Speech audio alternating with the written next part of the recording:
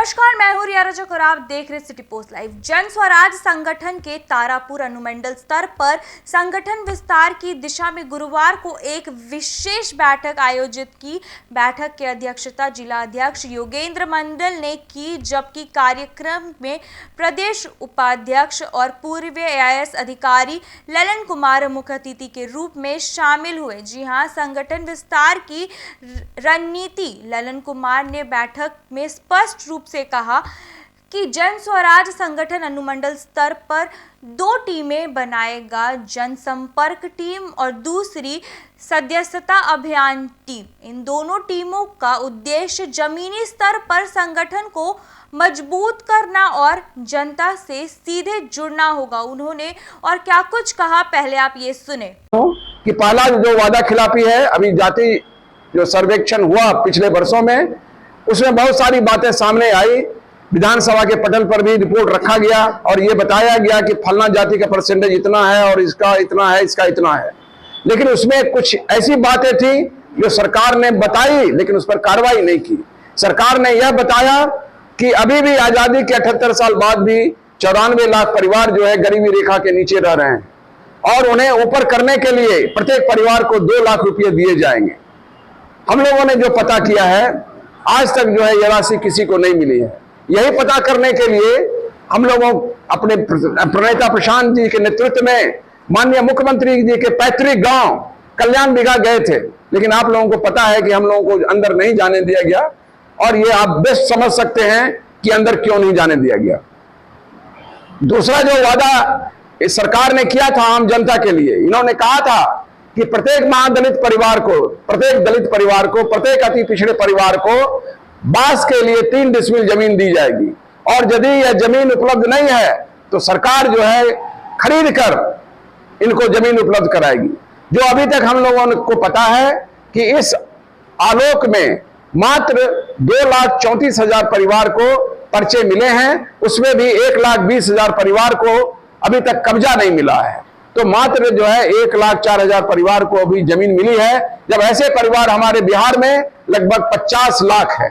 तो 50 लाख का 1,04,000 आप बता सकते हैं कि क्या परसेंटेज है और कितने साल लगे। ये घोषणा जो है माननीय मुख्यमंत्री जी ने 2008 में, जहां तक मुझे याद है, जब वो सत्ता में आए थे उस समय की थी। और आज और 8 और 25 में देख सकते हैं कि कितना समय गुजर गया, कितना पानी गंगा में बह गया, फिर भी जो है इन महादलितों का और अति पिछड़ों का जो है बांस के लिए जमीन नहीं दी गई। तो ये सरकार वादा तो करती है लेकिन वादा पूरा नहीं करती है। ये वादा खिलाफी है। इस खिलाफी के विरुद्ध जो है हम हस्ताक्षर प्राप्त करेंगे। और तीसरा जो है, जो आप लोग भी जानते हैं कि अभी सर्वे का काम हो रहा है, लेकिन सर्वे में काफी भ्रष्टाचार है। वंशावली बनाने में भ्रष्टाचार है, दाखिल करने खारिज करने में भ्रष्टाचार है। और जब इन चीजों में भ्रष्टाचार है तो सही लोगों का नाम नहीं चढ़ सकता है।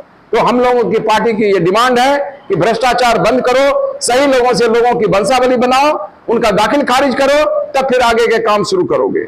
तो ये 3 मुख्य बिंदु हैं जो सरकार के लिए वादा खिलाफी है और इस वादा खिलाफी के विरुद्ध हम हस्ताक्षर प्राप्त करेंगे, लोगों तक जाएंगे और जब ये 1 करोड़ हस्ताक्षर हो जाएंगे अगले माह में, तो हमारे नेता प्रशांत किशोर जी के नेतृत्व में माननीय मुख्यमंत्री और महामहिम राज्यपाल को जो है ये हस्ताक्षर दिए जाएंगे। और फिर भी यदि ये काम नहीं होता है तो आने वाले जो विधानसभा का सत्र है, जो प्रेजेंट विधानसभा का अंतिम सत्र होगा, उस सत्र में जो है प्रशांत जी के नेतृत्व में विधानसभा का घेराव पूरा जन स्वराज परिवार बिहार का करेगी और लोगों को बताएगी।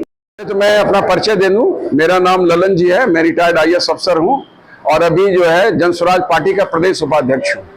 आज जो कार्यक्रम शुरुआत किया गया है, कृपया बात मत कीजिए। चंदन भाई थोड़ा बात मत कीजिए।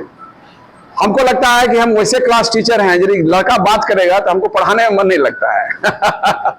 इत्तेफाक से मैं प्रोफेसर का बेटा हूं तो थोड़ा वो भी असर पड़ा है। और कल नवादा में बोल रहे थे कि सर आप थोड़ा डिसिप्लिन चाहते हैं तो कलेक्टर वाला डिसिप्लिन यहाँ आप लागू कर रहे हैं। हम कहे भाई लागू तो नहीं कर सकता हूँ, लेकिन थोड़ा सा अनुशासन में हो तो बात जाएगी। इसके बाद मीटिंग में काफी करने का मौका मिलेगा। तो आज की जो योजना है इसका नाम है जन स्वराज संगठन विस्तार योजना। इसके लिए जो है एक प्रदेश की कमेटी बनाई गई है, जन स्वराज संगठन विस्तार समिति। इसके 6 मेंबर हैं और एक संयोजक है, और संयोजक मैं ही हूं इसका। इस योजना का मुख्य उद्देश्य है कि जो हमारी पार्टी पिछले 2 अक्टूबर 2024 को स्थापित हुई, उसके बाद हमारी पार्टी ने काफी दूरी तय की है, फिर भी जो है हमें बहुत आगे जाना है। आप जानते हैं the famous line, I have got miles to go before I sleep, miles to go before I sleep. तो विस्तार की योजना को लेकर जो है ये हमारी पार्टी आई है। और विस्तार कैसे होगा, इसका जो भाया मीडिया कौन होगा, किसके द्वारा विस्तार होगा, तो हमारे पूरे जिले में जो है और हमारे राज्य में जो है अनुमंडल संगठन है। तो इस योजना को जो है अनुमंडल संगठन के माध्यम से लागू किया जाएगा। हर एक अनुमंडल में 2 टीम बनाई जाएगी, दोनों टीम को जो है एक एक गाड़ी उपलब्ध कराई जाएगी, और प्रत्येक टीम का यह उद्देश्य होगा कि लगभग 1 माह तक उस अनुमंडल के अंदर पड़ने वाले बड़े बड़े गांव में बैठकें की जाएगी। एक दिन में कम से कम एक टीम को 3 बैठकें करनी है। और अब बैठकों में करना क्या है, तो मैं इसको 3 शब्द में डिस्क्राइब करता हूं: संवाद, विस्तार और सहमति। जब बैठक में लोग जाएंगे, हमारे अनुमंडल के टीम के लोग जाएंगे, तो वो लोगों से संवाद करेंगे, अपने पार्टी के बारे में बताएंगे, हमारी पार्टी कहाँ है, आगे की क्या योजना है, पार्टी कैसे जो है हमारा लक्ष्य जो है व्यवस्था परिवर्तन का उसको प्राप्त करेगी। हमारी पार्टी जो है सभी वर्गों को लेकर चलने वाली है।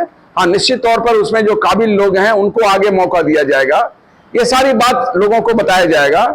और जिस तरह से हमारी पार्टी का जो है जन समर्थन बढ़ा है, इसकी भी बात चर्चा करेंगे। आप देखते होंगे कि अभी पिछले 10 दिनों में जो है प्रशांत जी के सभाओं में जो भीड़ की जो संख्या है वो 15 से 20 हजार के लगभग पहुंच गई है। और जहां भी प्रशांत जी जाते हैं, हमारे लोग, आम लोग काफी इंटीमेट हो रहे हैं। महिलाओं को देखें, वो बात करती हैं कि जब आपकी पार्टी आएगी तो उनको 2000 रुपया वृद्धावस्था पेंशन मिलेगा। वो इसकी बात करते हैं प्रशांत जी से।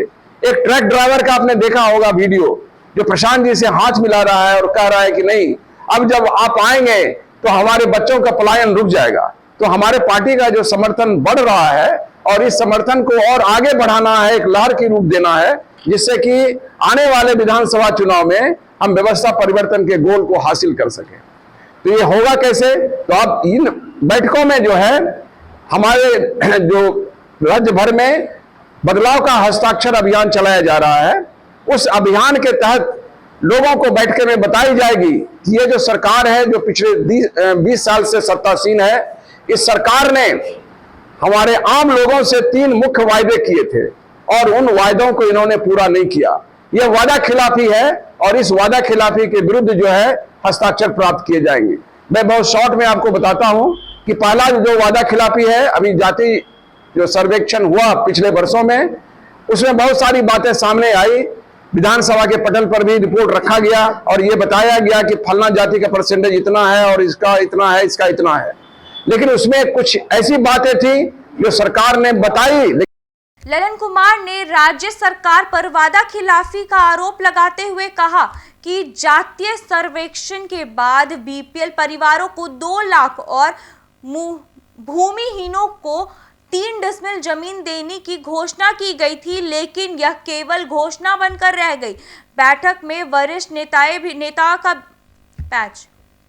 बैठक में बड़े बड़े वरिष्ठ नेता भी मौजूद थे। सभी कार्यकर्ताओं ने एकजुटता और संगठन को मजबूती देने का संकल्प दोहराया। तारापुर में हुई यह बैठक जन स्वराज संगठन की राजनीतिक सक्रियता और सरकार के खिलाफ जन आंदोलन की तैयारियों का संकेत देती है। आने वाले महीनों में जन स्वराज की गतिविधियों पर राजनीतिक हलकों की नजर टिकी रहेगी। तो ऐसी तमाम जानकारी के लिए बने रहे हमारे साथ और देखते रहें सिटी पोस्ट लाइव। तब तक के लिए धन्यवाद।